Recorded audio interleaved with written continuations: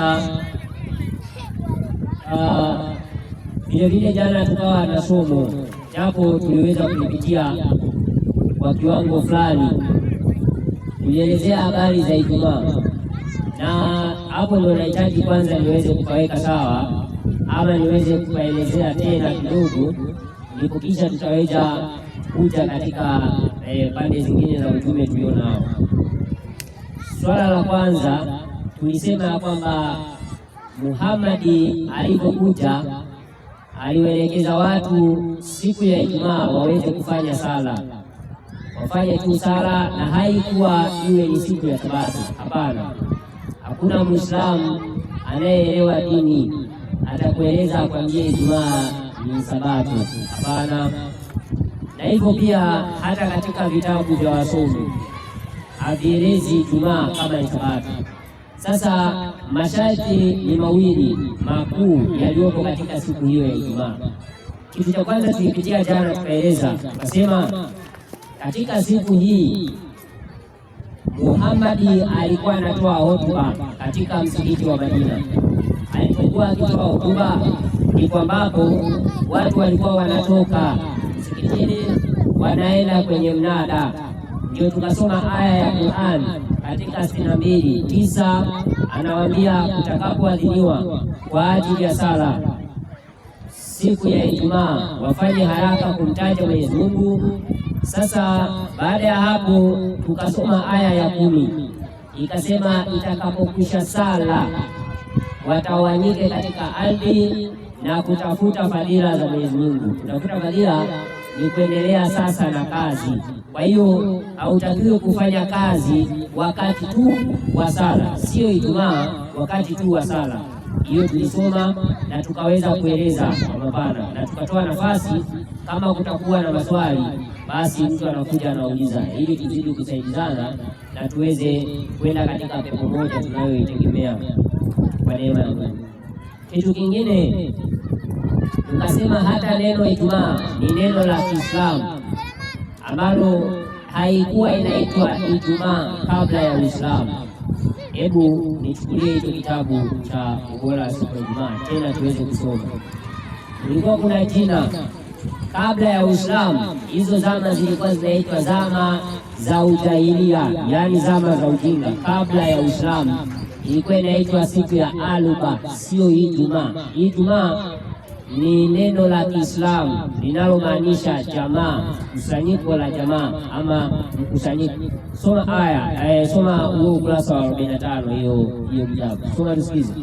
Baada ya dini ya Uislamu kutangaza na kwamba ibada ya kwanza ya Ijumaa imefanywa katika neno Ijumaa. Ijumaa ni neno la Kiislamu. Ijumaa ni neno la Kiislamu wakati wa zama za jahilia, wakati wa zama za ujahilia.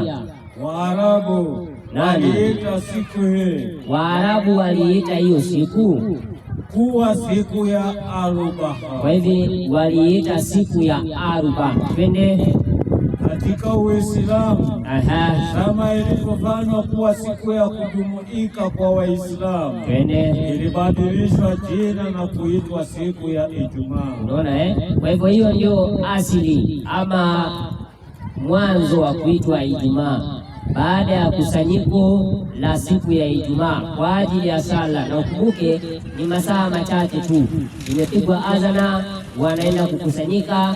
Ile kusanyiko liko hapo inaitwa jamaa, ikawa ni siku ya jamaa. Endelea kidogo.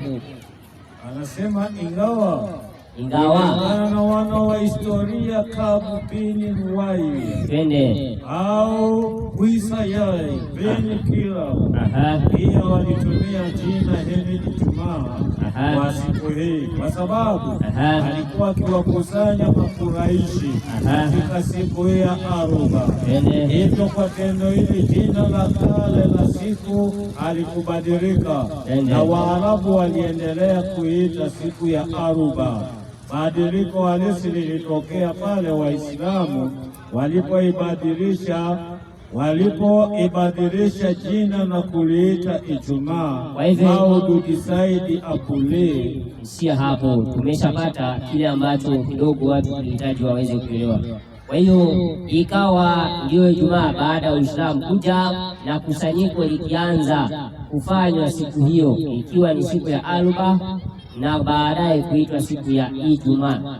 Kwa hivyo watu wakaambiwa kukiadhiniwa kwa ajili ya sala, nendeni. Na hivyo tena Muhammad akasema tena, kabla hata hamjaenda hakikisheni mmeoga, na mmeoga nyuso, mmeoga na mwili. Kwa hivyo Waislamu wanategemewa kuwa wanaoga siku ya Ijumaa. Hata kama hujaoga siku nyingine zote, hujaoga Jumapili mpaka Alhamisi ama na Jumamosi, lakini inapofika Ijumaa ndipo natakiwa uoge, maana unapoingia kwenye siku ama unapoingia kwenye kusanyiko uwe umekwisha kuoga mwili.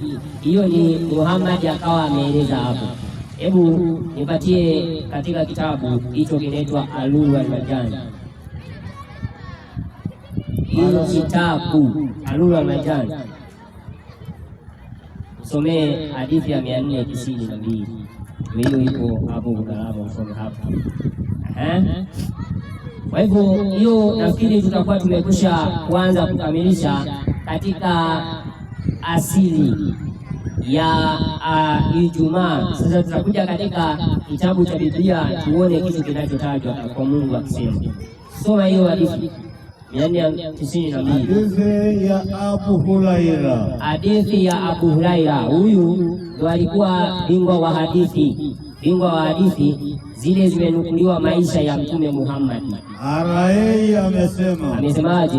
Mtume wa Allah Muhammad amesema SAW, twende. Ni wajibu kwa kila Muislamu. Ni wajibu, twende taratibu. Muhammad anasema ni wajibu wa kila Muislamu fanyeje?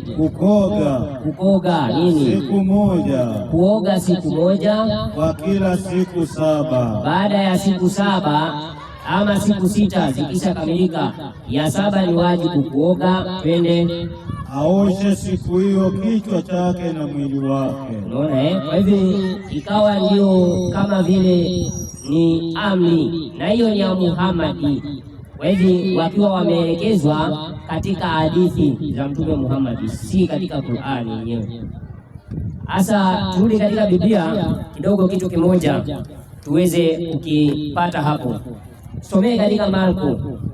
Katika Marko tuone, maana tulisoma na naomba tutarudia katika Qur'an, ama tutasema tu kile ambacho tutaeleza, alafu baadaye nisomee 7:7 kwanza Marko, alafu tutarudi kwa Qur'an. Kwa Qur'an tuweze kuisoma nayo tuone inatuelekeza namna gani. Neno nao waniabudu bure, wakifundisha mafundisho yaliyo maagizo ya wanadamu. Twende.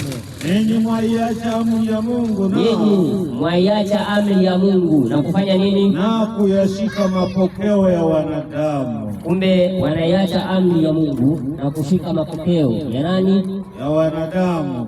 Wanaiacha amri ya Mungu na kushika mapokeo ya wanadamu. Ukiangalia hii aya inarejelea kile ambacho Yesu alikuwa amekisema kwa wakati wa wana wa Israeli ama Wayahudi. Lakini ukiangalia katika Uislamu, haya yanayosemwa ni mapokeo. Ni mapokeo, ndio maana tukasoma katika Qur'ani yenyewe. Nisomee tafsiri hii. Hii ni tafsiri tunayosoma, ni tafsiri ya Barwan. Tafsiri ya Barwan tusome katika 16:124. Anzia hapo. Wala sema wala sio kuitukuza siku ya Ijumaa, wala sio kuitukuza siku ya Ijumaa na kuiacha nini? Jumamosi. Kwa hivyo kumbe Waislamu wamekwisha kuambiwa wasitukuze siku ya Ijumaa na kuiacha Jumamosi, ambayo hiyo Jumamosi ndio siku ya Sabato kwa mujibu wa vitabu vilivyokwisha kutueleza. Kwa hivyo ni kuiacha amri ya Mungu na kushika mapokeo ya wanadamu, ukiitukuza Ijumaa na kuiacha Jumamosi.